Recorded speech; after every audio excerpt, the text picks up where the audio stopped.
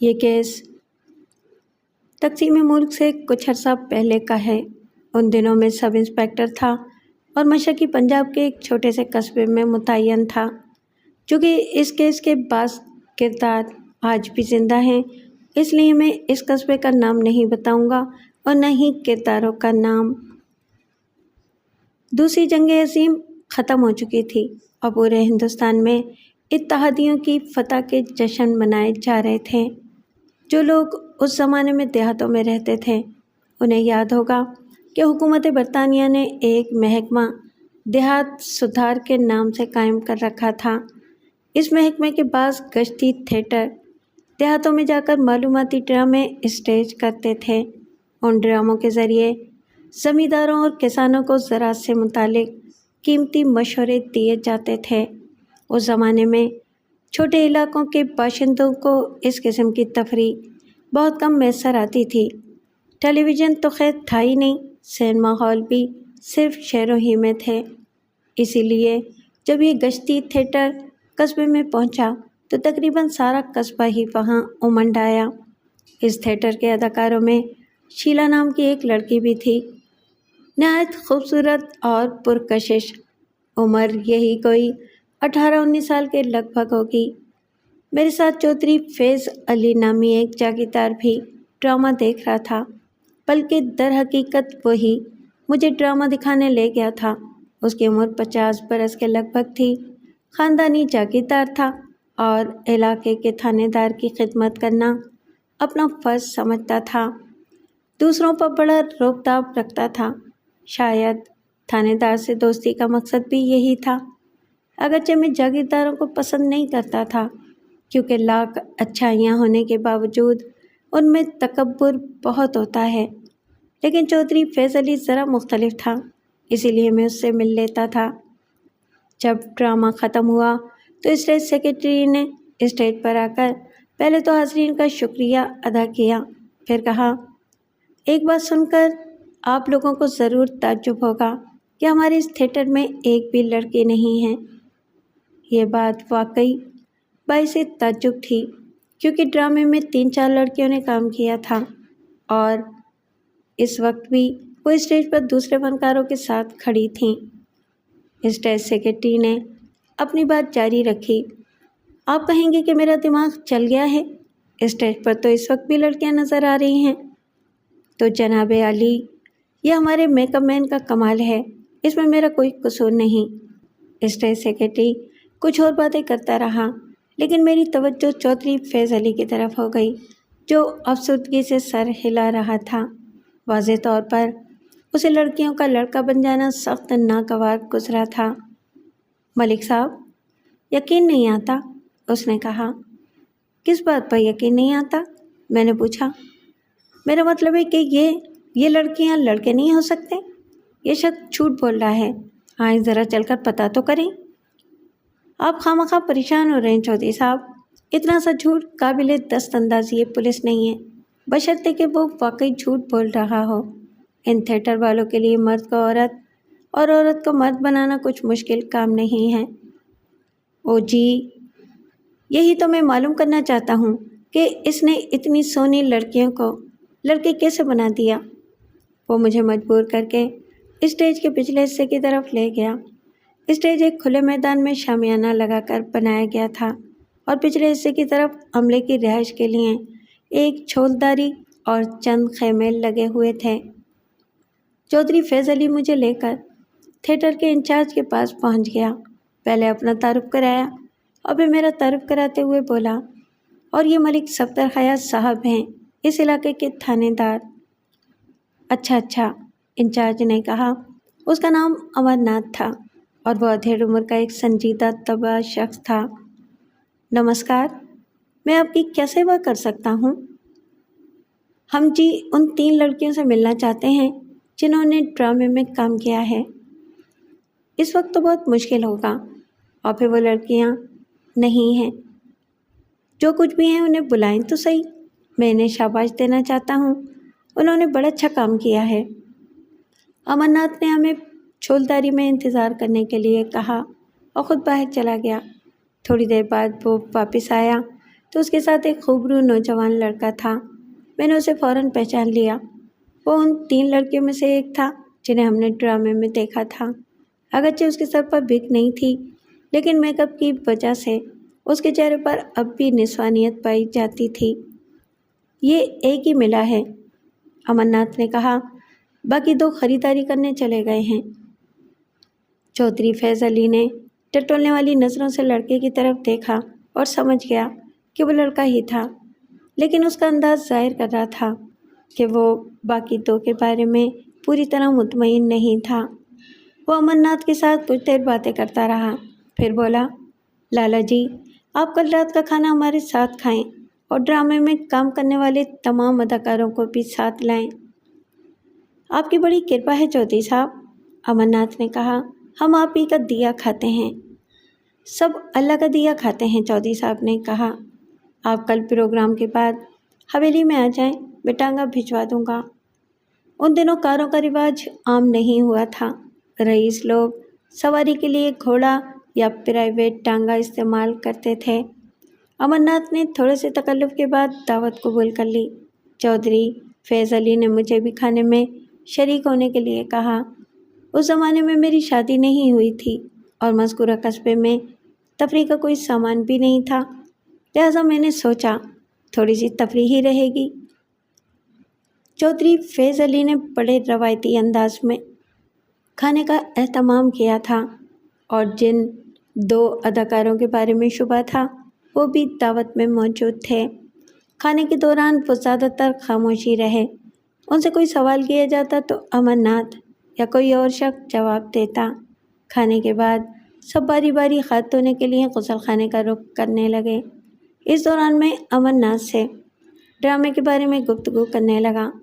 अचानक गुसल खाने की तरफ से एक निस्वानी चीख सुनाई दी। अमरनाथ तेज़ी से उठकर गुसल खाने की तरफ भागा। मैं भी उठकर उसके पीछे चल दिया।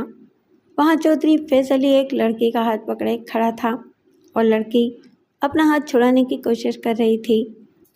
उसके रेशम की तरह मुलायम स्याह बाल शानों पर बिखरे हुए थे और चेहरा हया की सुर्खी के सबब टिमटिमा रहा था। मैं फौरी तौर पर समझ नहीं सका कि मामला क्या है। लाला जी, आपका मेकअप मैन तो वाकई बड़ा कमाल का आदमी है, चौधरी फैज़ अली ने कहा। लड़कों को लड़कियां और लड़कियों को लड़का बना देता है। मैंने गौर से देखा तो मालूम हुआ कि ये लड़की वही थी जिसने ड्रामे में शीला का किरदार अदा किया था और जिसके बारे में अमरनाथ का कहना था कि वो लड़का है। चौधरी जी, ये आप क्या कर रहे हैं? अमरनाथ ने कदरे गुस्से से कहा। लड़की होना कोई जुर्म तो नहीं है, बेचारी का हाथ क्यों पकड़ रखा है आपने? चौधरी फैज़ अली ने शीला का हाथ छोड़ दिया और बोला, ये क्या मामला है लाला जी? आप इस लड़की को लड़का क्यों जाहिर करना चाहते हैं जी? यह हमारी मजबूरी है चौधरी साहब, लाला अमरनाथ ने कहा। फिर उसने अपनी बात की वजाहत करते हुए बताया कि उन्हें गांव-गांव जाना पड़ता है और अच्छे बुरे हर किस्म के लोगों से वास्ता रहता है। बास बदकिरदार लोग लड़कियों को तरने वाला समझकर उनके पीछे भी लग जाते हैं, इसलिए उन्हें लड़कियों को लड़का जाहिर करना पड़ता है। उसके बाद जहाँ तक मेरा ताल्लुक़ था, बात ख़त्म हो गई। चंद माह बाद शीला का नाम भी मेरे जहन से महव हो गया। इस दौरान में मुझे सिर्फ इतना ही मालूम हुआ कि चौधरी फैज़ अली ने एक नौमुल लड़की से शादी कर ली है। हालांकि उसके पहले ही 2 बीवियां थीं, जिनसे उसके 2 नौजवान बेटे और 3 बेटियां थीं। बहरहाल मेरे लिए ये ताज्जुब की बात नहीं थी। रईसों जागीरदारों के यहाँ इस किस्म के मशगले आम होते हैं। दौलत का नशा और दौलत की तलब बहुत बुरी चीज़ है। तकरीबन 8 या 9 माह बाद मुझे इत्तला मिली कि चौधरी फैज़ अली को कत्ल कर दिया गया है। मुझे याद है कि वो सर्दियों के दिन थे और कत्ल की इत्तला अलग सुबह मिली थी। मैं 2 सिपाहियों को हमरा लेकर चौधरी फैज़ अली की हवेली पहुंच गया। वो पुराने तर्ज की एक वसी हवेली थी। हवेली के बाहर कुछ लोग जमा थे। हवेली के अंदर जिस शख्स ने हमारा इस्तकबाल किया वो चौधरी फैज़ अली का बड़ा भाई था। उसका नाम चौधरी फ़तेह अली था। اس کی داڑھی اور سر کے بال سفید ہو چکے تھے، تاہم وہ ایک صحت مند اور ہوشیار شخص نظر آتا تھا۔ اس کے ساتھ چند نوجوان بھی تھے، 3 اس کے اپنے بیٹے تھے اور 2 چودھری فیض علی کے۔ دونوں بڑے خوبصورت اور کڑیل جوان تھے۔ بڑے کا نام ظفر علی تھا۔ اس نے سیاہ اور گھنی مونچھیں پال رکھی تھیں۔ اس کی عمر 27-28 برس کے لگ بھگ تھی۔ چھوٹے کا نام سرور علی تھا۔ وہ ظفر سے 5 سال چھوٹا تھا۔ اس کی وضاقتہ اور گفتگو میں مجھے چودھریوں والا روایتی انداز نظر نہیں آیا۔ آگے چلنے سے پہلے ایک بات بتا دینا ضروری سمجھتا ہوں۔ جن باتوں کا میں ذکر کر رہا ہوں ان میں سے کچھ باتیں بعد میں معلوم ہوئی تھیں، لیکن میں حسب ضرورت ان کا ذکر کر رہا ہوں۔ ممکن ہے کہ آپ یہ سوچیں کہ مجھے حویلی میں قدم رکھتے ہی اتنی معلومات کیسے حاصل ہو گئیں۔ آئندہ جن باتوں کا ذکر آئے گا اس میں بھی اسی اصول کو مد نظر رکھیں۔ میں سرور علی کا ذکر کر رہا تھا۔ بعد میں مجھے معلوم ہوا کہ سرور چودھری فیض علی کی دوسری بیوی کا لڑکا تھا۔ اس کی ماں ایک پڑھی لکھی عورت تھی، لیکن غریب خاندان سے تعلق رکھتی تھی۔ آج کل جاگیرداروں کی اولادیں بھی تعلیم کی طرف متوجہ ہو رہی ہیں، لیکن اس زمانے میں یہ طبقہ تعلیم کو غیر ضروری سمجھتا تھا۔ عام خیال یہ تھا کہ تعلیم ملازمت اور روزگار کے لیے حاصل کی جاتی ہے اور جاگیرداروں کو اس کی کوئی ضرورت نہیں ہوتی، کیونکہ وہ فکر معاش سے آزاد ہوتے ہیں۔ تاہم سرور کی ماں چونکہ پڑھی لکھی عورت تھی، اس لیے اس نے اپنے بیٹے کو بھی تعلیم دلائی تھی۔ میں نے ان لوگوں سے مختصر بات چیت کی اور سب سے پہلے موقع واردات کا معائنہ کیا۔ چودھری فیض علی کی موت آگ لگنے کے سبب سے واقع ہوئی تھی۔ اس کی جلی ہوئی لاش ایک چارپائی پر سفید چادر سے ڈھکی ہوئی رکھی تھی۔ حویلی کے مکینوں کے بیان کے مطابق رات کے 3 اور 4 بجے کے درمیان چودھری فیض علی کی خوابگاہ سے آگ کے شعلے بھڑکتے دکھائی دیے۔ چند منٹوں کے اندر بے شمار لوگ بالٹیوں اور مٹکوں میں پانی بھر بھر کے آگ پر ڈالنے لگے۔ 1.5-2 گھنٹوں کی کوشش سے آگ پر قابو پا لیا گیا، لیکن چودھری فیض علی کی جان بچائی نہیں جا سکی۔ آگ سے خوابگاہ کے ساتھ والے 2 کمروں کو بھی تھوڑا سا نقصان پہنچا تھا، لیکن خوابگاہ مکمل طور پر تباہ ہو گئی تھی۔ لاش جلنے کی وجہ سے انتہائی بھیانک اور ناقابل شناخت ہو چکی تھی۔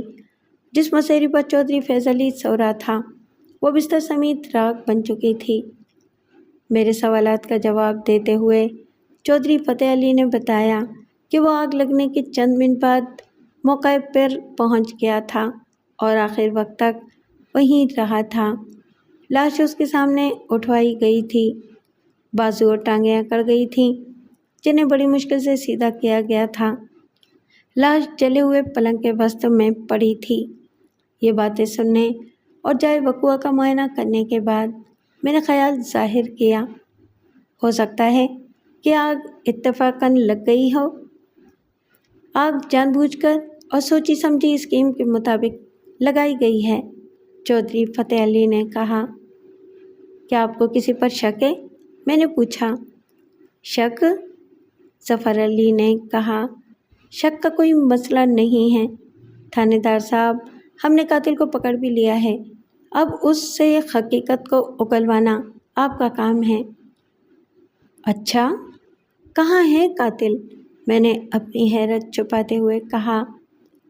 وہ مجھے ایک بند کمرے کے دروازے پر لے گیا اور بولا، وہ قاتل اس کمرے میں قید ہے۔ میں نے اسے دروازہ کھولنے کے لیے کہا، پھر پوچھا، کیا اس کے ہاتھ پیر بندھے ہوئے ہیں؟ ہاتھ پیر تو نہیں باندھے۔ میں نے احتیاطاً ریوالور نکال لیا۔ مجھے اس وقت کچھ اندازہ نہیں تھا کہ کمرے میں کون بند ہے اور وہ کتنا خطرناک ہے۔ واردات کی نوعیت کے پیش نظر میں نے اندازہ لگایا کہ قاتل یقیناً ایک خطرناک شخص ہوگا، لہٰذا ریوالور نکالنا ایک اضطراری حرکت تھی۔ میرے ساتھ جو سپاہی تھے وہ بھی ہوشیار ہو گئے۔ دروازہ کھولا گیا تو میں محتاط انداز میں قدم اٹھاتا ہوا اندر داخل ہو گیا۔ اس نیم تاریک کمرے میں پہلی نظر میں تو کوئی بھی نظر نہیں آیا، پھر جو غور سے نظر دوڑائی تو کونے میں کوئی شخص بیٹھا ہوا دکھائی دیا۔ اس نے اپنا سر گھٹنوں میں دے رکھا تھا۔ میں نے قریب جا کر اسے روبدار آواز میں اٹھنے کے لیے کہا، تب یہ جان کر میں دنگ رہ گیا کہ وہ ایک عورت تھی اور ہولے ہولے سسکیاں لے رہی تھی۔ میرے کہنے پر وہ سیدھی کھڑی ہو گئی۔ اس کے بال کھلے ہوئے تھے اور آنکھیں سوجی ہوئی تھیں۔ اس کا چہرہ مجھے کچھ مانوس سا لگا۔ ذہن پر زور دیا تو یاد آیا کہ اسے دیہات سدھا نامی تھیٹر کمپنی کے ساتھ دیکھا تھا۔ وہ شیلا تھی اور اس وقت خوف کی حالت میں وہ پہلے سے زیادہ حسین نظر آ رہی تھی۔ لیکن اس کا وہاں کیا کام تھا؟ کیا تم شیلا ہو؟ میں نے پوچھا۔ پہلے شیلا تھی، اب شکیلا ہوں، اس نے ہولے سے جواب دیا اور خوفزدہ نظروں سے میرے ریوالور کو دیکھنے لگی۔ تو مجھے احساس ہوا کہ ریوالور ابھی تک میرے ہاتھ میں تھا۔ میں نے ریوالور ہولسٹر میں رکھ کر شیلا سے وضاحت کرنے کے لیے کہا۔ اس نے بتایا کہ 7-8 ماہ پہلے وہ مسلمان ہو گئی تھی اور چودھری فیض علی سے شادی کر لی تھی۔ مولوی صاحب نے اس کا اسلامی نام شکیلا رکھا تھا۔ شیلا اور شکیلا میں کوئی زیادہ فرق نہیں تھا۔ آگ کیسے لگی تھی؟ میں نے پوچھا۔ مجھے کچھ پتہ نہیں ہے جی، میں شور کی آواز سن کر اٹھی تھی۔ یہ سب لوگ کہتے ہیں کہ آگ میں نے لگائی ہے، لیکن میں نردوش ہوں، مجھے کچھ پتہ نہیں ہے جی۔ اچھا، تم یہیں بیٹھو، میں بعد میں تم سے بات کروں گا۔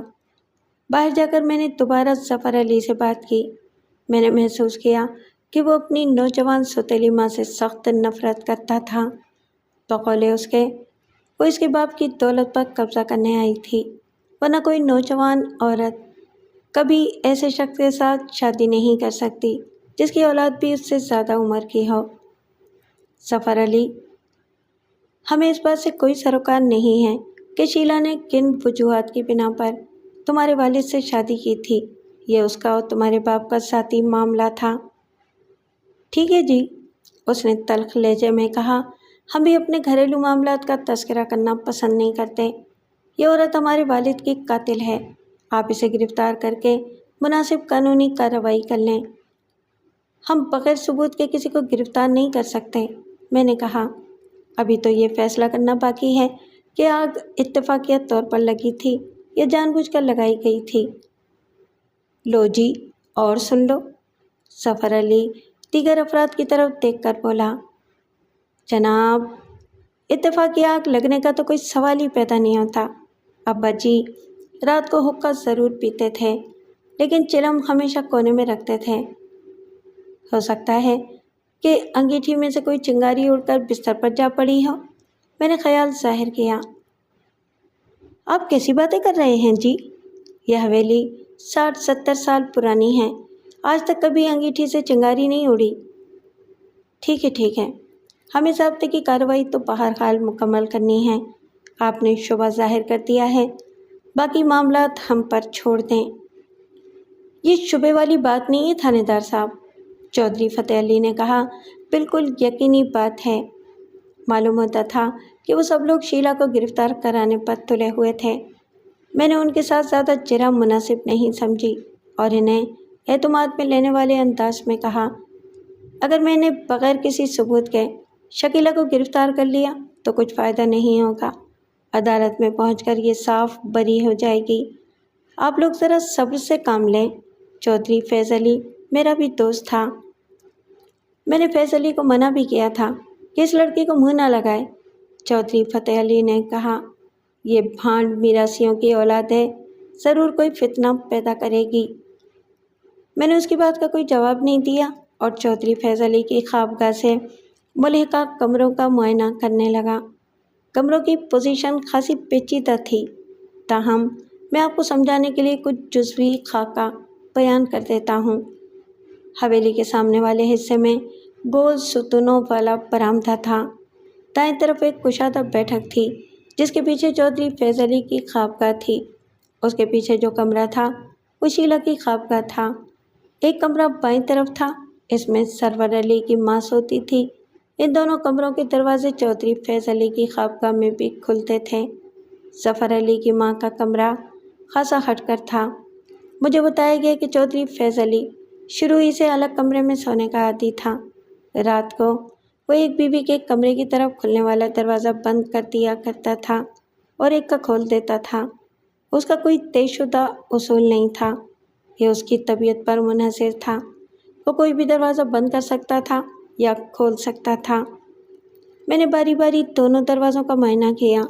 अगरचे दरवाजे जुज़वी तौर पर जल चुके थे, लेकिन अपनी जगह मौजूद थे। मैंने देखा कि शीला के कमरे का दरवाज़ा खुला था और सरवर की माँ के कमरे का दरवाज़ा बंद था। उसकी कुंडी अंदर की तरफ से लगी हुई थी। फिर शीला के कमरे के मुआयने के दौरान मुझे मिट्टी के तेल का एक खाली कनस्तर कोने में रखा दिखाई दिया। उसके ऊपर चंद मैले कपड़े पड़े हुए थे। मैंने शीला को बुलाकर कनस्तर के बारे में पूछा तो वो कोई माकूल जवाब न दे सकी, बल्कि घबरा सी गई। इस बात ने मेरे दिल में शकूक पैदा कर दिए। बहरहाल मैंने सरसरी तफ्तीश के बाद इब्तिदाई रिपोर्ट तैयार की और लाश पोस्टमार्टम के लिए भिजवा दी। कराइन से जाहिर होता था कि आग इत्तफाक़ी तौर पर नहीं लगी थी, बल्कि साजिश के तहत लगाई गई थी। अब सबसे पहले मशकूक अफराद का तयन करना था और कत्ल का मुहर्रिक मालूम करना था। अगरचे बाज़ शवाहिद शीला की तरफ इशारा कर रहे थे, लेकिन मैंने उसे गिरफ्तार नहीं किया। शायद उसकी वजह यह थी कि लड़की बज़ाहिर बड़ी मासूम नज़र आती थी और मैं उसे किसी ठोस सबूत के बगैर गिरफ्तार करके उसका मुस्तकबिल ख़राब नहीं करना चाहता था। सज़ा का फ़ैसला गो अदालती करती है, लेकिन जुर्म का पहला जज थानेदार होता है। वो तमाम शवाहिद का जायज़ा लेने के बाद ही किसी को मुल्ज़िम करार देता है। देखने वाली बात ये थी कि अगर आग शीला ही ने लगाई थी तो उसका मकसद क्या था। ये बात करीने कयास नहीं थी कि वो महज बूढ़े शौहर से छुटकारा पाना चाहती थी। ऐसी बात होती तो शादी ही ना करती। नेज़ वो ये काम अकेले नहीं कर सकती थी। आइंदा चंद रोज़ के अंदर मैंने तकरीबन 50-60 अफराद से पूछगछ की और बिलाखिर तफ्तीश का दायरा 6-7 अफराद तक महदूद कर दिया। सबसे पहले मैंने सरवर अली की माँ रज़िया बानो का बयान लिया। जब मैंने उसे देखा तो दंग रह गया। यकीन ही नहीं आया कि वो एक 22 साला बेटे की माँ हैं। अगरचे उसकी उम्र 39 बरस के लगभग थी, लेकिन वो बमुश्किल 30-32 बरस की लगती थी। वो दराज़ कद की एक पुरकशिश और ख़ूबसूरत औरत थी। हरचंद कि वो शीला से ज़्यादा खूबसूरत नहीं थी, लेकिन उसकी खूबसूरती में एक किस्म का वक़ार पाया जाता था। वो कस्बे के हेडमास्टर की अकलौती बेटी थी। चौधरी फैज़ अली के साथ शादी के वक्त उसकी उम्र सिर्फ 16 बरस थी। उसने बड़ा मुख्तसर सा बयान दिया। बकौले उसके वो गहरी नींद सोने की आदी थी। शोर की आवाज़ सुनकर उसकी आंख खुली थी। जब उसे पता चला कि उसके शौहर के कमरे में आग लगी हुई है तो वो चीखती हुई बाहर भागी और मदद के लिए पुकारने लगी। आपकी आंख किस किस्म के शोर की आवाज़ से खुली थी? मैंने पूछा। ये तो मैं नहीं बता सकती, उसने बरजस्ता जवाब दिया। सोए हुए आदमी को क्या पता कि किस किस्म की आवाज़ से उसकी आंख खुली है। जब आपकी आंख खुल गई तो फिर आपने किस किस्म की आवाज़ें सुनी? मेरा ख्याल है कि सबसे पहले आग जलने की आवाज़ सुनी थी।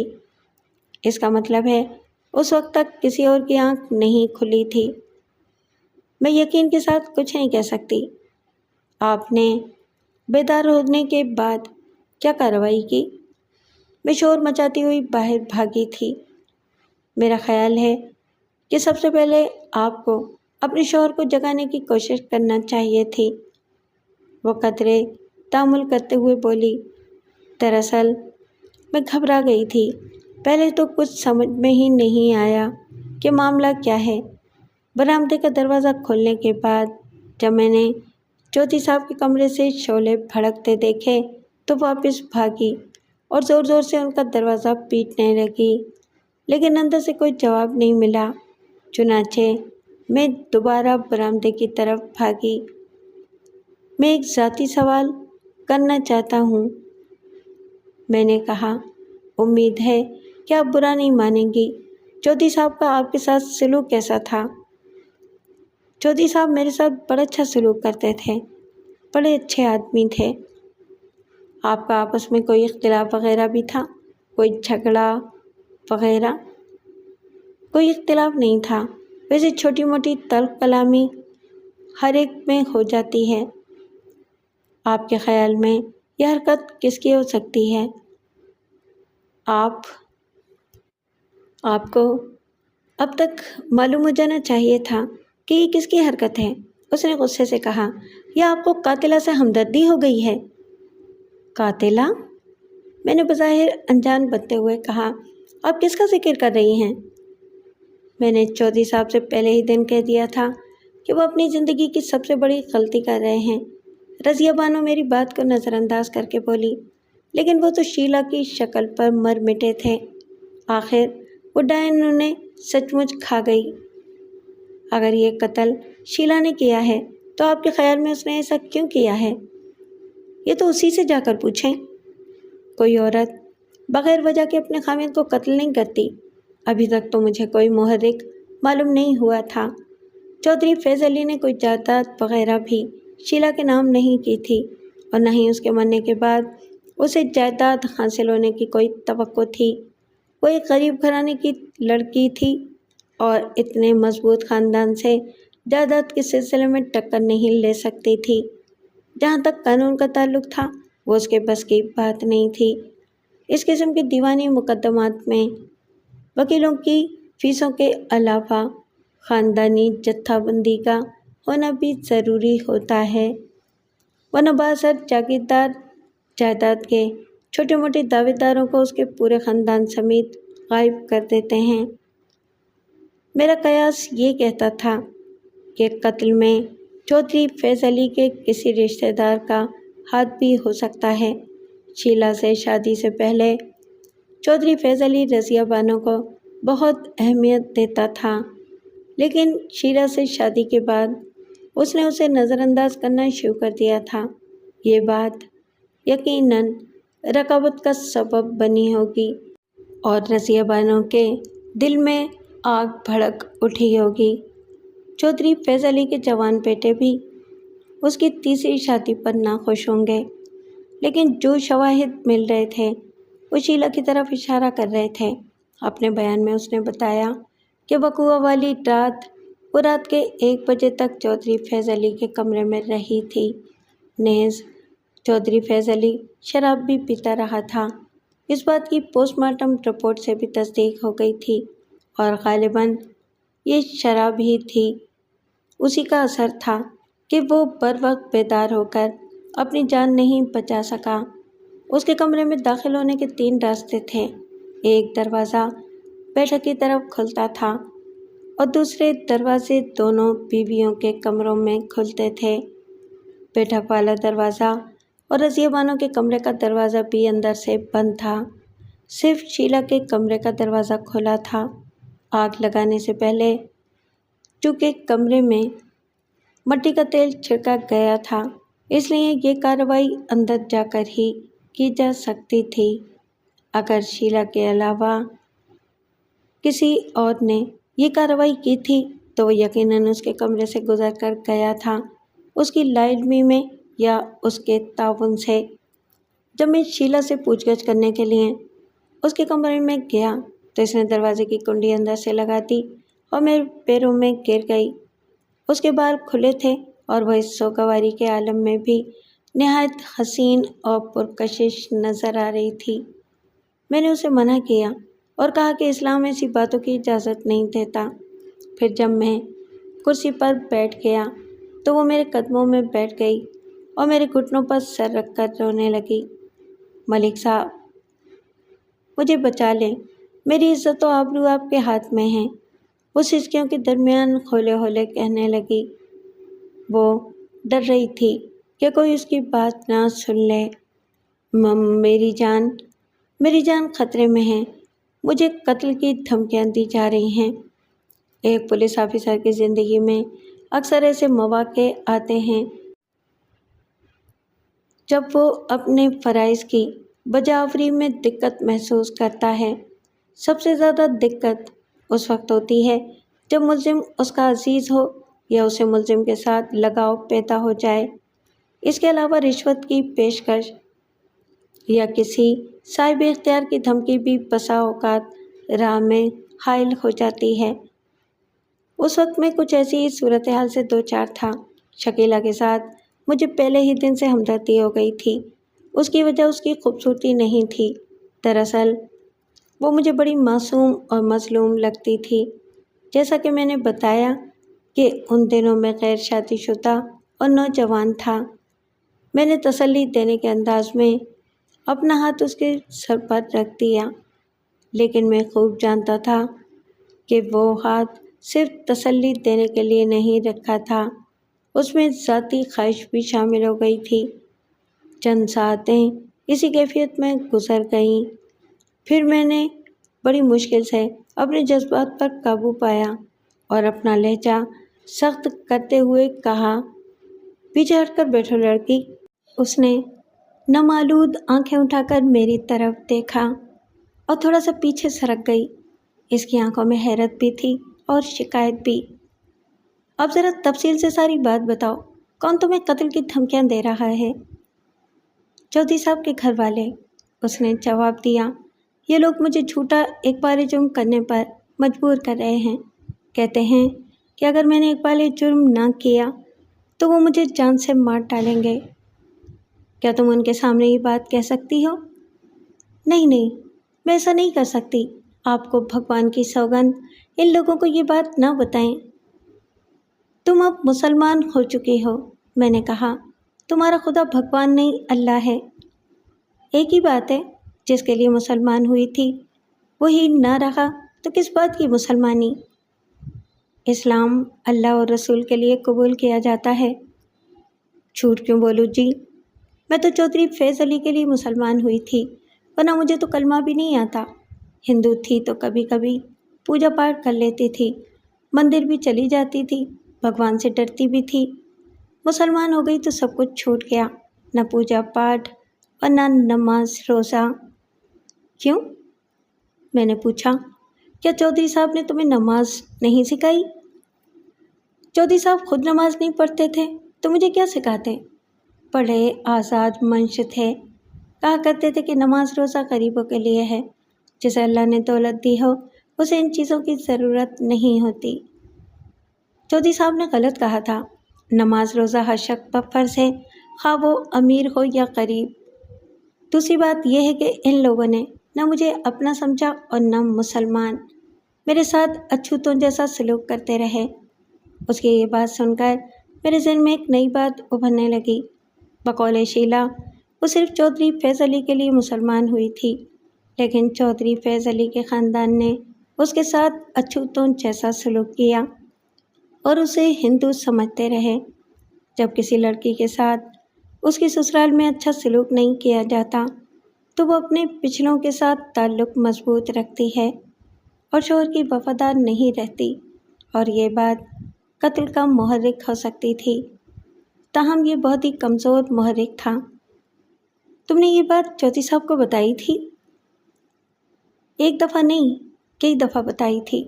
وہ اپنے گھر والوں پر لعن طعن بھی کرتے رہتے تھے، لیکن جی دلوں کی نفرت باتوں سے کہاں نکلتی ہے؟ کوئی ظاہر کرے یا نہ کرے، نفرت خود اپنے آپ کو ظاہر کر دیتی ہے۔ سب لوگ یہ بات جانتے ہیں کہ میں نے صرف دولت کے لیے چودھری صاحب سے شادی کی تھی، ورنہ کوئی لڑکی اپنی باپ کی عمر کے شخص سے شادی کرنا پسند نہیں کرتی۔ لیکن مجھے اس گھر میں سکون نہیں ملا۔ چودھری صاحب نے مجھ سے وعدہ کیا تھا کہ وہ مادھو پور میں مجھے الگ مکان بنا دیں گے۔ اس کے لیے انہوں نے ٹھیکیدار سے بات بھی کی تھی، لیکن افسوس کہ میرے نصیب میں یہ خوشی نہیں تھی۔ دیکھو شیلا، میں حقیقت جاننا چاہتا ہوں، میں نے سخت لہجے میں کہا۔ ابھی تک جو ثبوت مجھے ملے ہیں ان سے یہی ظاہر ہوتا ہے کہ جس شخص نے آگ لگائی ہے وہ تمہارے کمرے سے چودھری صاحب کے کمرے میں گیا تھا، پھر مٹی کے تیل کا خالی کنستر بھی تمہارے کمرے سے برآمد ہوا ہے۔ میں تمہارے منہ سے سچ سننا چاہتا ہوں۔ اس کے چہرے پر ایک بار پھر خوف نمودار ہو گیا اور وہ رونے لگی۔ بولی، میں نردوش ہوں، میں نے آگ نہیں لگائی، بھگوان کے لیے مجھ پر رحم کریں۔ بند کرو یہ ڈرامہ، میں نے اسے ڈانٹا۔ وہ ساکت ہو گئی اور خالی خالی نظروں سے مجھے گھورنے لگی۔ میں نے نہ چاہتے ہوئے بھی اسے گرفتار کر لیا اور اگلے روز عدالت میں پیش کر کے چند روز کا ریمانڈ لے لیا۔ میں نے اس پر سختی نہیں کی، لیکن مختلف طریقوں سے معلومات حاصل کرنے کی کوشش کرتا رہا، تاہم وہ اپنے بیان پر قائم رہی۔ مزید پوچھ گچھ پر پتہ چلا کہ اس کی برادری کے لوگ مادھوپور میں رہتے تھے۔ یہ جالندھر سے 9-10 میل کے فاصلے پر واقع ایک چھوٹا سا قصبہ ہے۔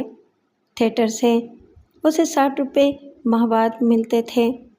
اس زمانے کے 60 روپے آج کل کے 1000 روپے سے بھی زیادہ تھے۔ 15-20 روپے میں مہینے بھر کا راشن آ جاتا تھا۔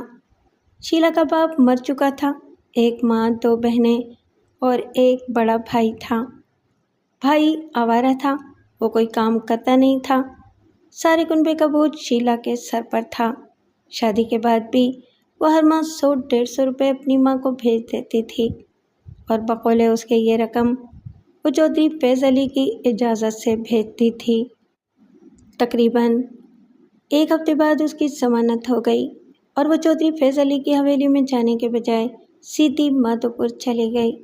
اس دوران میں تفتیش کا سلسلہ جاری رہا، لیکن کوئی ٹھوس ثبوت نہیں ملا۔ 6-7 ماہ بعد یہ حیرت انگیز انکشاف ہوا کہ شیلا پہلے ہی سے شادی شدہ تھی اور اس کا شوہر بھی موجود تھا۔ ہوا یوں کہ نذر محمد نامی ایک سپاہی کو میں نے مادھوپور بعض معلومات حاصل کرنے کے لیے بھیجا۔ 2 روز بعد وہ واپس آیا تو اس نے یہ خبر سنائی کہ شیلا کا پہلا شوہر بھی موجود ہے اور وہ اس سے مل کر آیا ہے۔ تمہارا دماغ تو ٹھیک ہے نذر محمد، میں نے کہا۔ اگر شیلا کا خاوند موجود تھا تو پھر اس نے چودھری فیض علی سے کیسے شادی کر لی؟ جناب، یہ تو مجھے معلوم نہیں کہ چودھری فیض علی سے اس کی شادی کس طرح ہو گئی، لیکن یہ پکی بات ہے کہ وہ اس وقت شادی شدہ ہی تھی۔ اس کے شوہر کا نام مدن لال ہے اور وہ ایک سونار کی دکان پر ملازم ہے۔ مرد تو 2 عورتیں کر سکتا ہے، لیکن عورت 2 مرد نہیں کر سکتی۔ یہ تو زیادتی ہے جی، نذر محمد نے آنکھیں جھپکاتے ہوئے کہا۔ اجازت تو 2 طرفہ ہونی چاہیے۔ میں نے تو سنا ہے کہ عورت و مرد کو قدرت نے مساوی حقوق دیے ہیں۔ بکو مت، میں نے اسے ڈانٹا، یہ تمہارا ڈپارٹمنٹ نہیں ہے۔ نذر محمد کے جانے کے بعد میں سوچ میں پڑ گیا۔ اگر شیلا واقعی شادی شدہ تھی تو تفتیش کے لیے ایک نیا زاویہ مل گیا تھا۔ 3-4 روز بعد میں نذر محمد کو ساتھ لے کر مادھوپور پہنچ گیا۔ وہاں اس بات کی تصدیق ہو گئی کہ شیلا پہلے سے شادی شدہ تھی۔ ہم دن کے وقت اس کے گھر پہنچے۔ اس وقت وہ اکیلی تھی۔ مجھے دیکھ کر پریشان سی ہو گئی۔ بہرحال اس نے ہمیں ایک صاف ستھرے اور سادہ سے کمرے میں بٹھایا اور لسی کے لیے پوچھا، لیکن ہم نے انکار کر دیا۔ تمہیں ہماری آمد کا مقصد تو معلوم ہو ہی گیا ہوگا، وہ گھبرا کر بولی۔ کیا آپ مجھے دوبارہ گرفتار کرنے آئے ہیں؟ ایک بات یاد رکھو، مجرم قانون کے ہاتھوں سے بچ نہیں سکتا، میں نے کہا۔ اگر تم چودھری فیض علی کے قتل میں ملوث نہیں ہو تو تمہیں ہمارے ساتھ پورا تعاون کرنا چاہیے۔ مجھے معلوم ہوا ہے کہ تم پہلے سے شادی شدہ تھیں، کیا یہ صحیح ہے؟ آپ نے ٹھیک سنا ہے، اس نے آنکھیں نیچی کر لیں۔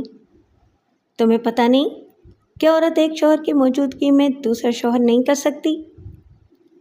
میں تو یہی سمجھتی تھی اور میں نے چودھری صاحب سے بھی یہ بات کہی تھی، لیکن اس کے ہونٹوں پر زہریلی مسکراہٹ آئی۔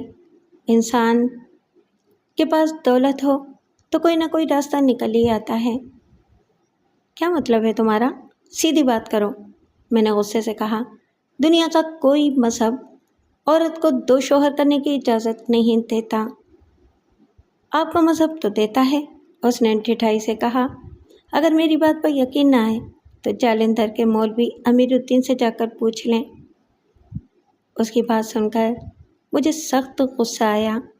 اگر وہ لڑکی نہ ہوتی تو اس کے منہ پر 2-4 تھپڑ رسید کر دیتا۔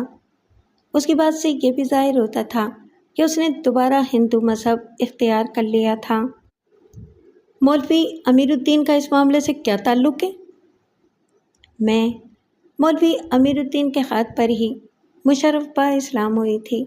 چودھری صاحب ہی مجھے ان کے پاس لے گئے تھے۔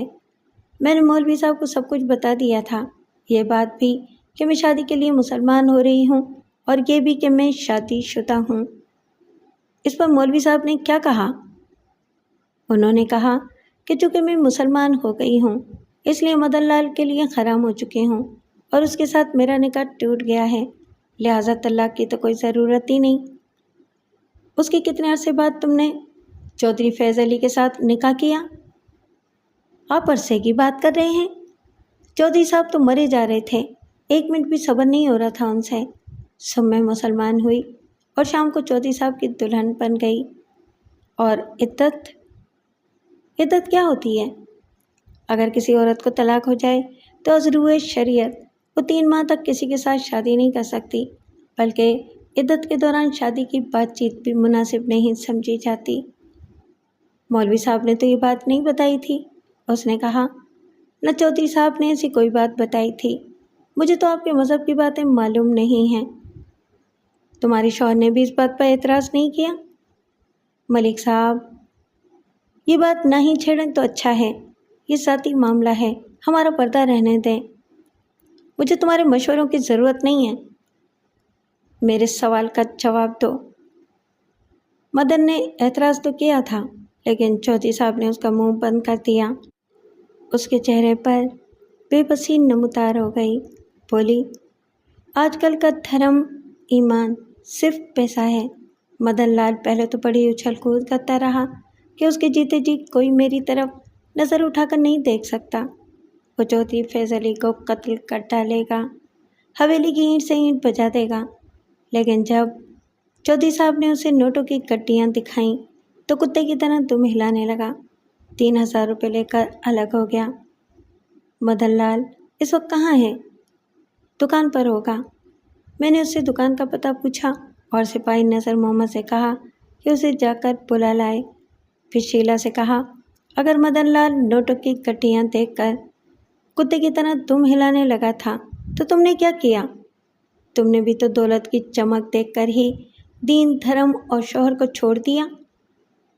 آپ ٹھیک کہتے ہیں جی، زیادہ قصور میرا ہی ہے اور میں اس کی سزا بھی بھگت رہی ہوں۔ مدن لال نے تمہیں دوبارہ کیسے قبول کر لیا؟ میں نے پوچھا، کیا تم لوگوں نے دوبارہ شادی کی ہے؟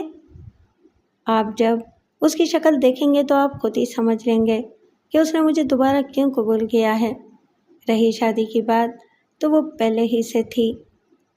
جب تم مسلمان ہو گئی تھیں تو بقول مولوی امیر الدین تمہارا نکاح ٹوٹ گیا تھا، لہٰذا تم نے چودھری فیض علی سے شادی کر لی اور اپنے پہلے شوہر کے لیے نامحرم ہو گئیں۔ اب تم بغیر شادی کے اس کے ساتھ نہیں رہ سکتی۔ یہ سب لفظی ہیر پھیر ہے جی۔ جب میں مسلمان ہوئی تھی تو مولوی امیر الدین کے فتوے کے مطابق مدن لال سے میرا نکاح ٹوٹ گیا تھا۔ اب میں نے دوبارہ ہندو مذہب اختیار کر لیا ہے تو پنڈت گردھاری لال کے فرمان کے مطابق میرا نکاح نہیں ٹوٹا۔ البتہ جو وقت میں نے چودھری صاحب کی زوجیت میں گزارا وہ پاپ کمایا۔ سچ پوچھیں تو ان باتوں کی وجہ سے میرا دھرم پر سے ہی وشواس اٹھ گیا ہے۔ اس دوران میں اس کی ماں اور چھوٹی بہن بھی گھر پہنچ گئیں۔ انہیں ہماری آمد کی خبر ہو گئی تھی۔ اس کی ماں 45-50 برس کی ایک ہوشیار اور موقع شناس عورت نظر آتی تھی۔ اس نے آتے ہی چودھری فیض علی اور اس کے خاندان کو برا بھلا کہنا شروع کر دیا، جنہوں نے بقول اس کی ہیرے جیسی بیٹی کا نہ صرف دین دھرم بھرشٹ کر دیا تھا بلکہ عزت و آبرو بھی خاک میں ملا دی تھی۔ میں نے اسے ڈانٹا کہ جو کچھ ہوا اس کی بیٹی کی مرضی سے ہوا تھا۔ چودھری فیض علی نے اسے اغوا نہیں کیا تھا، اس نے راضی خوشی اس کے ساتھ شادی کی تھی۔ اس پر وہ پہلے چپ ہو گئی اور پھر میری منت سماجت کرنے لگی کہ اس کی بیٹی کو اس مصیبت سے چھٹکارا دلایا جائے۔ تھوڑی دیر بعد دروازے پر دستک ہوئی۔ میں سمجھا کہ سپاہی نذر محمد واپس آیا ہے، لیکن جب شیلا کی ماں نے دروازہ کھولا تو میں یہ دیکھ کر دنگ رہ گیا کہ آنے والا سرور علی تھا۔ اس کے ہاتھ میں پھلوں کی ٹوکری اور کچھ پیکٹ تھے۔ مجھے دیکھ کر وہ ٹھٹک گیا، لیکن اس نے جلد ہی اپنی بدحواسی پر قابو پا لیا، مجھے سلام کیا اور معذرت کرتا ہوا اندر چلا گیا۔ شیلا بھی اٹھ کر اندر چلی گئی۔ شیلا کی ماں مجھے باتوں میں لگانے کی کوشش کرنے لگی، لیکن میرے کان اندر کی آوازوں پر لگے ہوئے تھے۔ سرور اور شیلا غالباً سرگوشیوں میں باتیں کر رہے تھے، کیونکہ مجھے کوئی آواز سنائی نہیں دی تھی۔ اس اثنا میں سپاہی نذر محمد واپس آ گیا اور بتایا کہ مدن لال نہیں ملا۔ کیا وہ دکان پر نہیں تھا؟ میں نے پوچھا۔ دکان کے مالک نے بتایا ہے کہ وہ کسی کام سے جالندھر گیا ہوا ہے۔ اسے کہنا تھا کہ اگر وہ آئے تو اسے یہاں بھیج دے۔ بالکل کہہ دیا ہے جناب، بلکہ یہ بھی کہہ دیا ہے کہ اگر وہ دیر سے آئے تو کل ہمارے تھانے میں آ جائے۔ میں نے اسے ایک طرف کر کے آہستہ سے کہا۔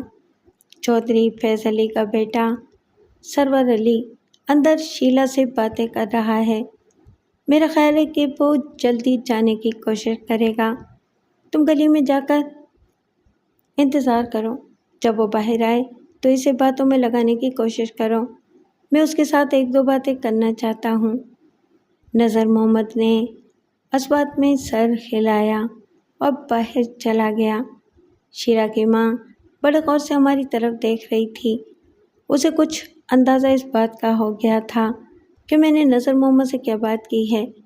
جب میں کرسی پر بیٹھ گیا تو وہ بولی، سرور بڑا اچھا لڑکا ہے، شیلا کا اب بھی بہت خیال رکھتا ہے۔ تھوڑی دیر پہلے تو تم چودھری فیض علی کے خاندان کی برائیاں کر رہی تھی۔ باقی لوگ جیسے بھی ہیں، لیکن سرور میں کوئی برائی نہیں ہے۔ چودھری فیض علی کو چاہیے تھا کہ اپنے بیٹے کے ساتھ شیلا کی شادی کرتا۔ میں نے طنز کرتے ہوئے کہا، اب کر دو سرور کے ساتھ شیلا کی شادی۔ اس نے برا سا منہ بنایا، بولی، اب نہیں ہو سکتی۔ سرور نے مولوی صاحب سے پوچھا تھا۔ اچانک وہ چپ ہو گئی۔ اسے احساس ہوا کہ اس کے منہ سے بڑی غلط بات نکل گئی تھی۔ وہ ایک دم بات بدلتے ہوئے بولی، شیلا نے آپ کی کچھ سیوا بھی کی ہے یا نہیں؟ پھر وہ شیلا کو آواز دیتی ہوئی اندر چلی گئی۔ تھوڑی دیر بعد سرور علی کمرے میں آیا اور سرسری انداز میں رکتے ہوئے بولا، ملک صاحب، آپ سے تو اب ملاقات ہی نہیں ہوتی، عنقریب ملاقات ہوگی۔ میں نے کڑی نظروں سے اس کی طرف دیکھتے ہوئے کہا، کیوں نہیں؟ اس نے جلدی سے کہا، کبھی حویلی تشریف لائیں۔ پھر وہ مسافر کے لیے ہاتھ بڑھاتا ہوا بولا، اچھا جی، میں چلتا ہوں۔ شکیلا کی کچھ چیزیں حویلی میں رہ گئی تھیں، وہ دینے آیا تھا۔ وہ کمرے سے باہر نکلا تو شیلا اور اس کی ماں دوسرے دروازے سے اندر آ گئیں۔ میں جانے کے لیے کھڑا ہو گیا اور دروازے کے قریب رکتے ہوئے شیلا سے کہا، معلوم ہوتا ہے کہ سرور علی تمہارا بہت خیال رکھتا ہے۔ وہ ذرا دھیمی آواز میں بولی، خود ہی آ جاتا ہے، ہمیں اس کا آنا جانا پسند نہیں ہے۔ اچھا، تم نے تحفے تو رکھ لیے ہیں؟ وہ تو جی میری اپنی چیزیں تھیں، حویلی میں رہ گئی تھیں۔ اور وہ پھلوں کی ٹوکری، کوئی خوشی سے چیز لے آئے تو لینی ہی پڑتی ہے جی۔ شیلا کی ماں بولی، آخر شیلا اس کی ستیلی ماں ہے۔ اچھا، مدن لال سے کہنا کہ ایک دو روز کے اندر مجھے آ کر مل جائے۔ باہر سپاہی نذر محمد نے میرے کہنے کے مطابق سرور علی کو باتوں میں لگا رکھا تھا۔ میں نے قریب جا کر کہا، سرور علی، تمہارے گھر کے لوگ تو شیلا کو پسند نہیں کرتے، تم کیوں یہاں آتے جاتے ہو؟ ملک صاحب، میں ایک صلح پسند آدمی ہوں اور میری رائے میں ہمارے خاندان کا رویہ کچھ مناسب نہیں ہے۔ شکیلا بیگم نہ صرف ہماری رشتہ دار بن چکی ہے بلکہ مسلمان بھی ہو چکی ہے۔ میں صرف اس لیے اس سے ملتا جلتا ہوں کہ وہ اپنے عقیدے سے منحرف نہ ہو جائے۔ منحرف تو وہ ہو چکی ہے، میں نے کہا، اور دوبارہ اپنے ہندو شوہر کی زوجیت میں آ چکی ہے۔ میں نہیں مان سکتا۔ میرا خیال ہے کہ آپ نے ابھی تک مدن لال کو دیکھا نہیں ہے۔ شکیلہ بیگم میں اور اس میں زمین آسمان کا فرق ہے۔ شکیلہ بیگم کبھی بھی اسے قبول نہیں کر سکتی۔ وہ ایک آوارہ، اوباش اور غیر ذمہ دار شخص ہے۔ شیلا کی ماں بتا رہی تھی کہ تم نے مولوی صاحب سے کوئی فتویٰ بھی پوچھا تھا؟ یہ عورت ایسی ہی باتیں کرتی رہتی ہے۔ انتہائی موقع پرست اور خود غرض عورت ہے۔ چند اور باتوں کے بعد اس نے جاتے جاتے کہا، ایک بات میں پورے یقین کے ساتھ کہہ سکتا ہوں کہ شکیلہ بیگم والد صاحب کی موت کی ذمہ دار نہیں ہے۔ اتنے یقین کے ساتھ وہی شخص بات کر سکتا ہے جو حقیقت کا علم رکھتا ہو۔ یہ بات بڑی واضح تھی کہ سرور شیلا کو پسند کرتا تھا۔ اس اعتبار سے وہ اپنے باپ کو اپنا رقیب سمجھتا ہوگا، جبھی تو وہ باپ کی موت کے بعد فتویٰ لینے کے لیے مولوی صاحب کے پاس پہنچ گیا تھا۔ اب یہ اس کی بدقسمتی تھی کہ وہ اپنے باپ کی بیوہ سے شادی نہیں کر سکتا تھا۔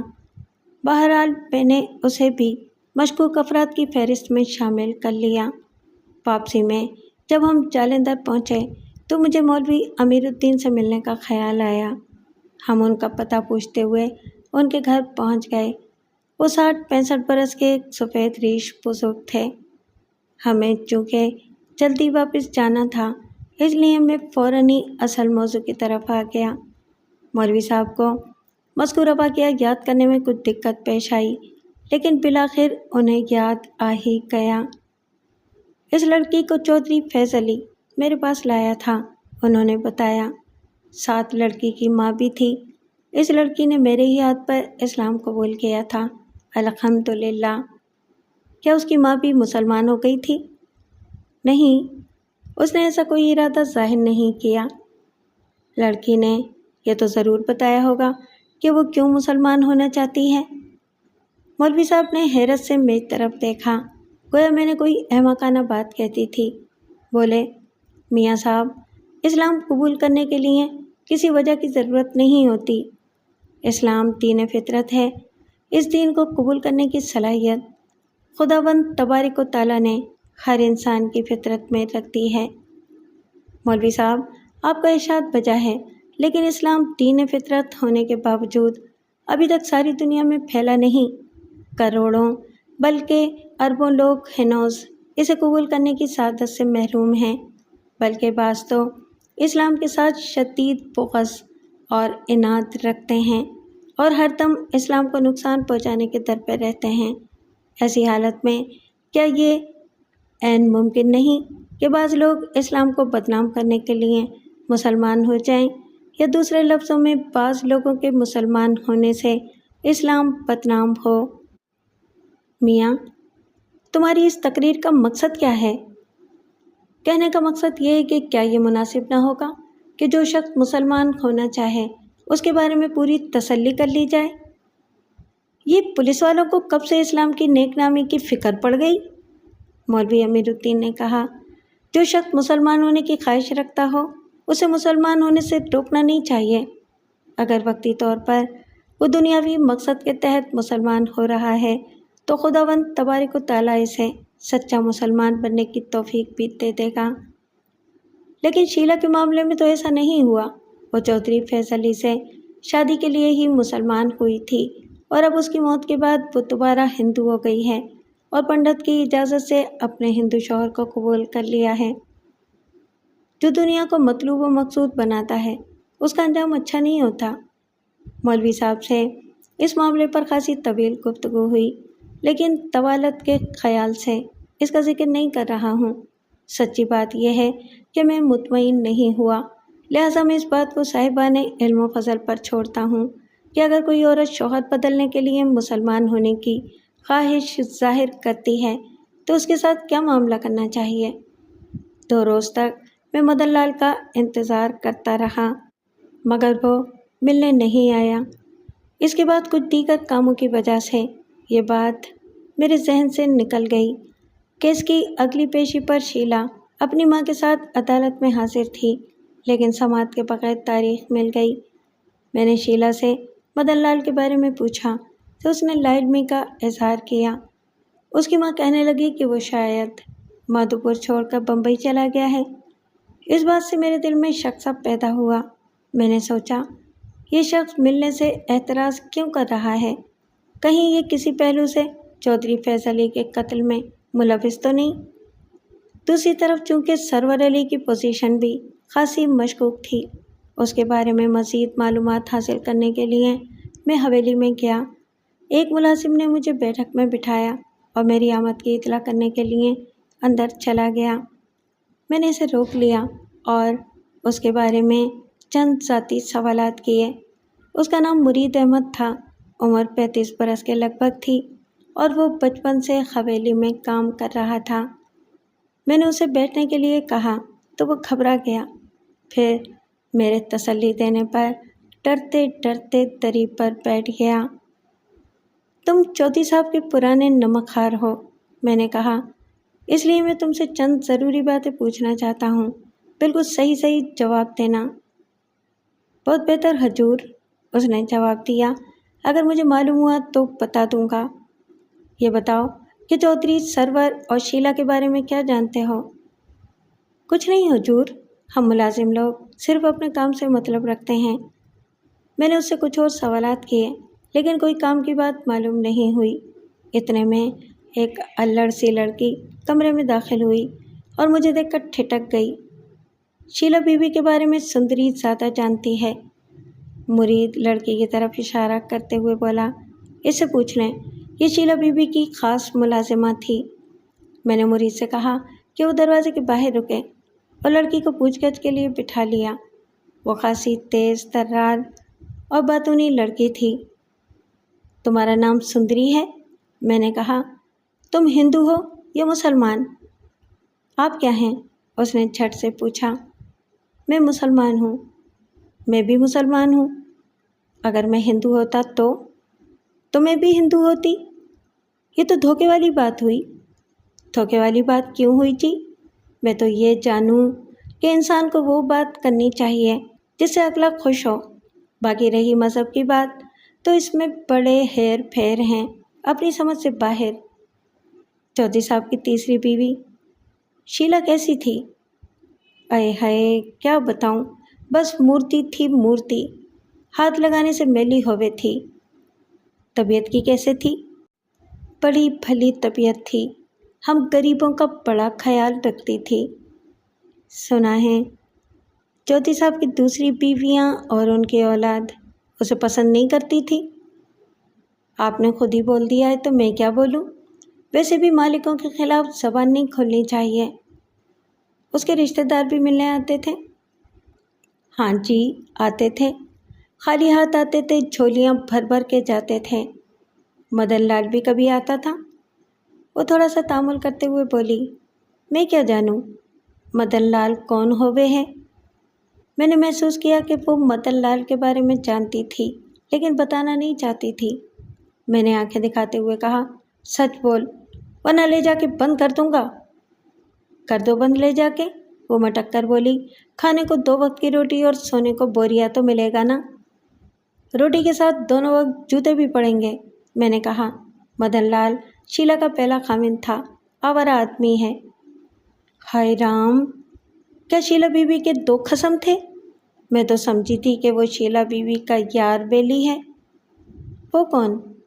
وہی کالا بھجنگ صورت حرام، میں تو اسے دیکھتے ہی تھر تھر کانپنے لگتی تھی۔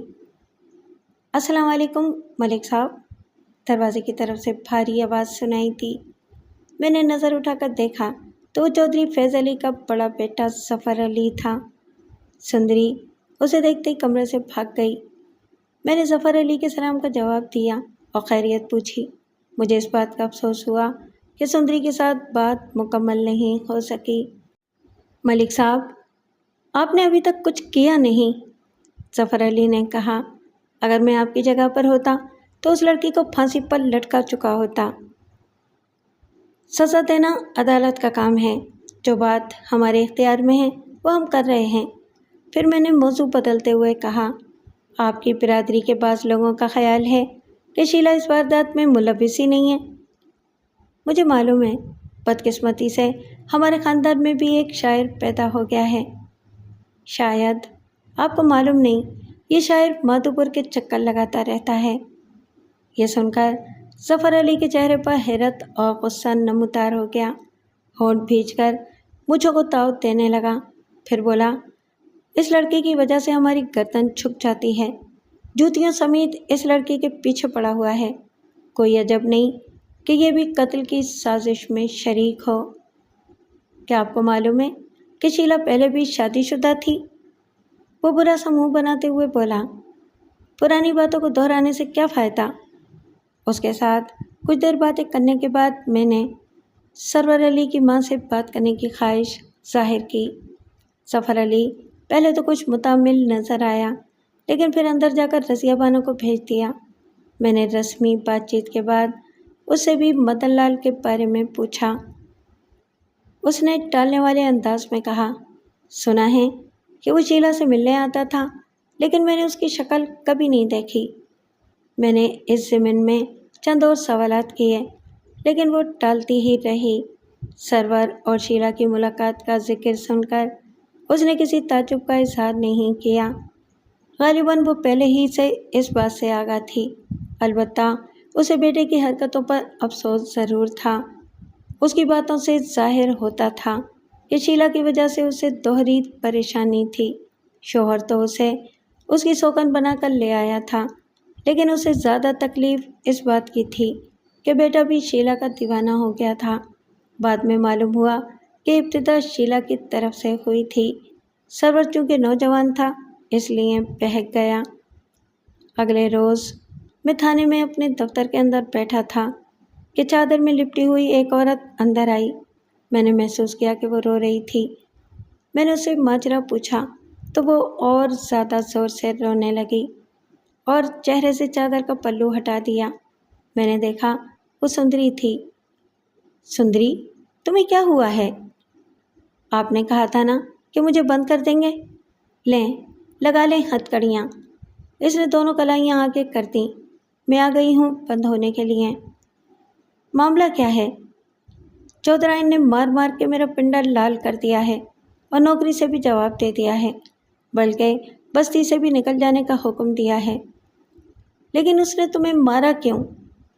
کل آپ سے 4 باتیں جو کر لی تھیں، اسی کی سزا ملی ہے۔ اگر بے حیائی کی بات نہ ہوتی تو میں آپ کو اپنا پنڈا ننگا کر کے دکھاتی کہ کیسے کیسے نیل پڑے ہیں۔ بڑے چودھری صاحب سے بات کر لی تھی؟ واہ جی واہ! اگر بڑے چودھری صاحب کے پاس شکایت کرتی تو پھر میرا جنازہ ہی اٹھتا۔ ہم جیسے کمین ان چودھریوں کے سامنے ڈھور ڈنگروں سے بھی بدتر ہیں۔ اچھا، تم بیٹھو، میں کسی سپاہی کو تمہارے ساتھ بھیجتا ہوں۔ میری توبہ جی، میں اب حویلی میں قدم نہیں رکھوں گی۔ لعنت بھیجتی ہوں حویلی پر اور حویلی والوں پر۔ لیکن تم نے تو کوئی ایسی بات نہیں کی تھی میرے ساتھ۔ اسی بات کا تو دکھ ہے۔ اس مرید نے میری شکایت کر دی کہ میں نے مدن لال کا ذکر کیا تھا۔ مدن لال کا نام سن کر میں چونک گیا، لیکن بظاہر لاپرواہی سے پوچھا، کیا مدن لال کے بارے میں کوئی خاص بات ہے؟ کوئی خاص بات ہی ہوگی، جبھی تو مار مار کر میری چولیں ڈھیلی کر دی ہیں۔ تم نے تو کہا تھا کہ تم مدن لال کو جانتی نہیں۔ جھوٹ بولا تھا جی، مالکوں کی عزت کا خیال رکھنا پڑتا ہے۔ میں نے اسے کرسی پر بٹھایا اور تفصیل بتانے کے لیے کہا، یہ جی 10-12 دن پہلے کی بات ہے۔ رات کے وقت چودھرائن کے کمرے میں سے کسی مرد کے بولنے کی آواز آئی۔ میں نے یہ آواز پہلے کبھی نہیں سنی تھی، اس لیے مجھے ٹو ہوئی۔ دروازہ اندر سے بند تھا۔ مرد چودھرائن سے کہہ رہا تھا کہ اگر اس کا بیٹا شیلا سے ملتا رہا تو اچھا نہیں ہوگا، وہ ساری بات کھول دے گا۔ اس پر چودھرائن نے اسے تسلی دی اور کہا کہ وہ سمجھا دے گی۔ ساتھ ہی اس نے جلدی سے دروازہ کھولا اور مجھے پکڑ کر اندر لے گئی۔ وہاں مدن لال بیٹھا تھا۔ دونوں نے مجھے دھمکی دی کہ جو کچھ میں نے سنا اور دیکھا ہے وہ کسی کو نہ بتاؤں، ورنہ بہت برا ہوگا۔ میں نے ان سے کہا کہ میں نمک حرام نہیں ہوں، نہ پہلے کبھی بات کی ہے، نہ اب کروں گی۔ تھوڑی دیر بعد مدن لال پچھلے دروازے سے نکل کر چلا گیا۔ چودھرائن نے مجھے 20 روپے دیے اور دوبارہ خاموش رہنے کی تاکید کی۔ سندری کی باتیں سننے کے بعد صورتحال کا اندازہ لگانا کچھ مشکل نہیں تھا۔ رضیہ بانو نے مدن لال کی مدد سے گڑبڑ کی تھی۔ غالباً مدن لال اس پورے کیس میں مرکزی حیثیت رکھتا تھا۔ میں نے فوراً 3 کانسٹیبل مادھوپور روانہ کر دیے۔ تینوں کو سادہ لباس میں بھیجا اور تاکید کی کہ برات کے 12 بجے مدن لال کے گھر پر چھاپا ماریں اور اسے گرفتار کر لیں۔ نیز شیلا کو بھی ساتھ ہی لے آئیں۔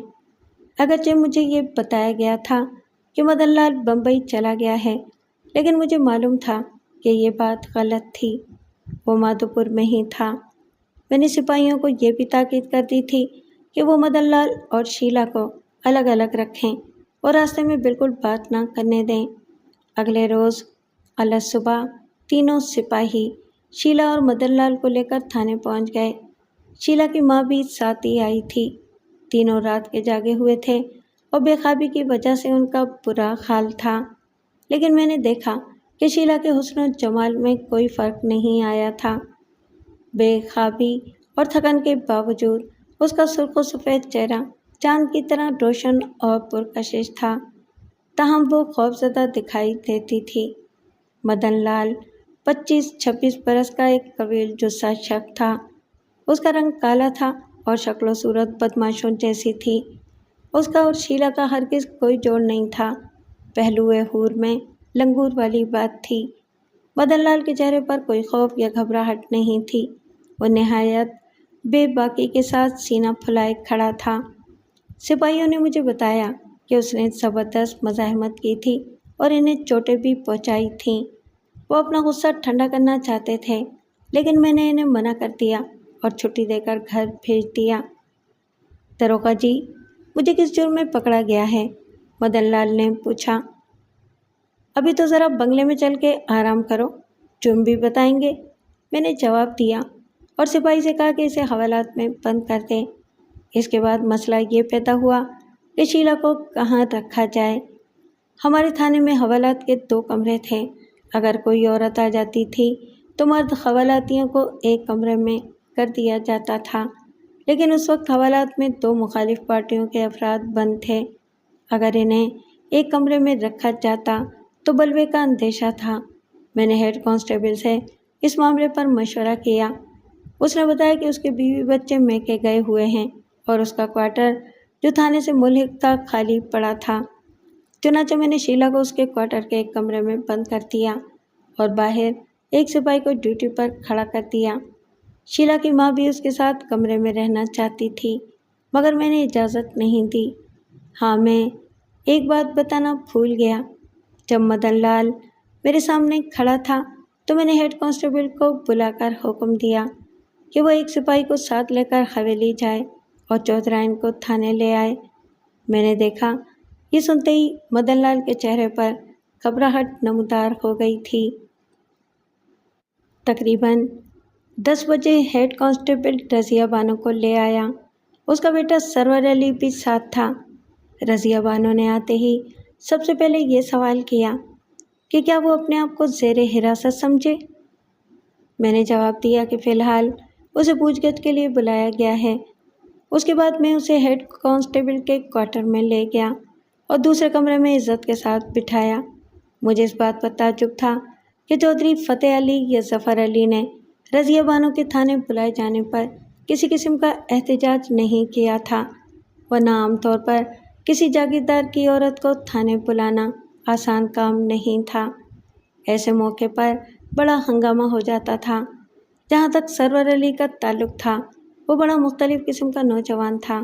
اس میں جاگیرداروں والی روایتی اکڑ اور انانیت بالکل نہیں تھی۔ تھوڑی دیر بعد چودھری فتح علی 5 افراد کو ساتھ لے کر تھانے پہنچ گیا۔ وہ 5 مسلح تھے۔ ان میں ایک ظفر علی، 2 چودھری فتح علی کے بیٹے اور 2 دوسرے نوجوان تھے۔ 4 افراد باہر ہی رک گئے اور چودھری فتح علی اور ظفر علی میرے کمرے میں آ گئے۔ مبارک ہو ملک صاحب، چودھری فتح علی نے کہا۔ سنائے کہ آپ نے اصل مجرموں کو گرفتار کر لیا ہے؟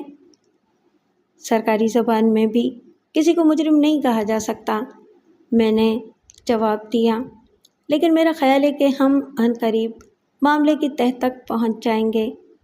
اس نے رازدارانہ لہجے میں پوچھا، کیا سرور کی ماں بھی اس سازش میں شامل تھی؟ اس کا انداز ظاہر کرتا تھا کہ وہ اس بات پر خاصا مسرور تھا۔ میں نے جواب دیا کہ سر دست کوئی یقینی بات نہیں کہی جا سکتی۔ اگر اجازت ہو تو میں ذرا اس بدماش کی شکل دیکھ لوں؟ ظفر علی نے کہا۔ اس کا اشارہ مدن لال کی طرف تھا۔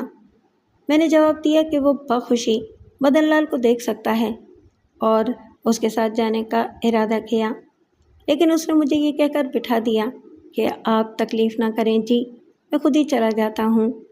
چند لمحوں بعد دونوں حوالات کی کوٹری سے ہو کر واپس آ گئے۔ چودھری فتح علی میز کے سامنے سے گھوم کر میرے قریب آیا اور کھولے سے بولا، ملک صاحب، اگر میری بھاوت اس جرم میں حصے دار ہے تو اس کے ساتھ کوئی روح رعایت روا نہ رکھیں۔ میں اپنے بھائی کے قتل کا پورا بدلہ لینا چاہتا ہوں۔ میں نے اس بات کا کوئی جواب نہیں دیا۔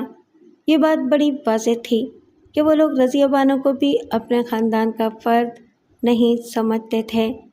پھر اس نے تہمت کے پلو سے نوٹوں کی ایک گٹی نکالی اور میری طرف بڑھاتے ہوئے بولا، یہ رکھ لیں، بچوں کے لیے مٹھائی لیتے جائیں۔ وہ 100 کے نوٹوں کی گٹی تھی۔ اس زمانے کے 100 روپے آج کل کے ہزاروں روپے سے بھی زیادہ تھے۔ میں نے نوٹوں کی طرف ہاتھ نہیں بڑھایا اور مذاق کے رنگ میں کہا، بچوں کے لیے مٹھائی لے جاؤں یا حویلی کی دکان کھول لوں؟ کر لو جی مخول، چودھری فتح علی نے کہا لگایا۔ یہ تو رکھ لو جی، موقع پڑا تو پھر بھی خدمت کریں گے۔ شکریہ چودھری صاحب، میرے بچے نہیں ہیں، میرے پاس اللہ کے فضل سے بہت کچھ ہے، ویسے آپ فکر نہ کریں، انصاف ہی ہوگا۔ چودھری نے بڑا اصرار کیا، لیکن میں نے پیسوں کو ہاتھ نہیں لگایا۔ وہ منہ بنا کر واپس چلا گیا۔ 1 گھنٹے بعد میں نے مدن لال کو الگ کمرے میں بلا لیا۔ وہ سینہ تانے جھومتا ہوا آیا اور میرے سامنے کھڑا ہو گیا۔ اس کے چہرے پر بے خوفی پائی جاتی تھی۔ کیوں مدن لال؟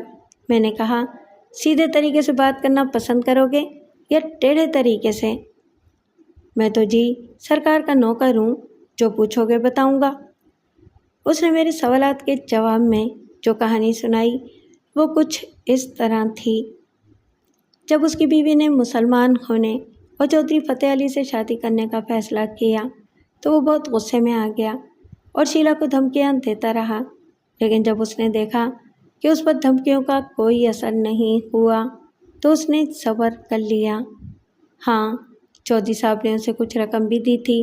وہ بعد میں بھی کبھی کبھی شیلا کو ملنے جاتا تھا۔ ان ملاقاتوں میں اسے کچھ نہ کچھ مل ہی جاتا تھا۔ پھر ایک روز سرور کی ماں نے اسے علیحدگی میں بلایا اور اعتماد میں لینے کے بعد بتایا کہ وہ چودھری صاحب کی زیادتیوں کے سبب سے بہت پریشان ہے اور وہ انہیں ختم کرنا چاہتی ہے۔ مدن لال نے کہا کہ وہ اس کا ساتھ نہیں دے سکتا، لیکن وہ اسے مجبور کرتی رہی اور پیسوں کا لالچ بھی دیا۔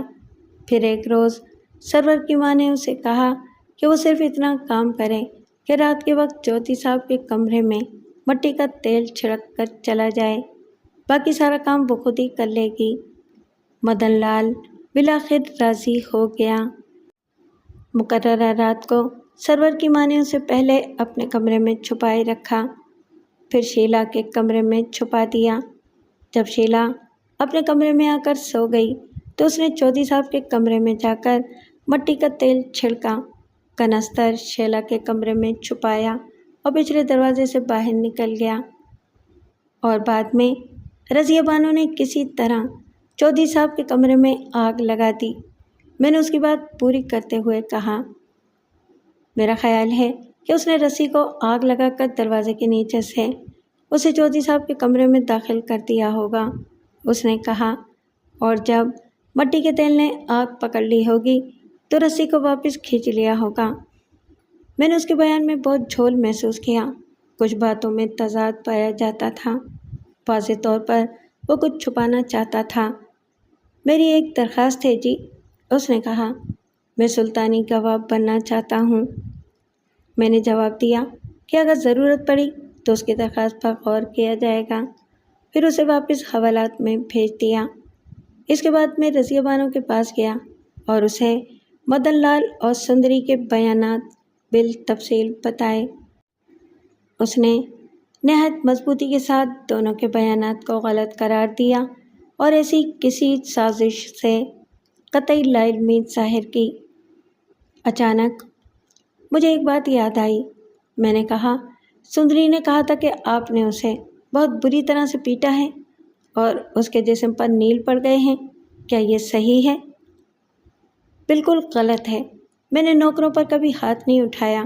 آپ ایسا کریں، سندری کو یہاں بلا لیں اور اسے کہیں کہ اپنے جسم پر پڑے ہوئے نیل دکھائے۔ دیکھیں جی، میں اسے اپنا جسم ننگا کرنے کے لیے نہیں کہہ سکتا۔ آپ کسی معتبر عورت کو بلا لیں، وہ میری موجودگی میں سندری کا جسم چیک کر سکتی ہے۔